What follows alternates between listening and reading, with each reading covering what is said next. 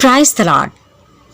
ఈరోజు దేవుని వాగ్దానము, నీకు సంపూర్ణ బహుమానం ఇస్తానని దేవుడు మనకు సెలవిస్తున్నాడు.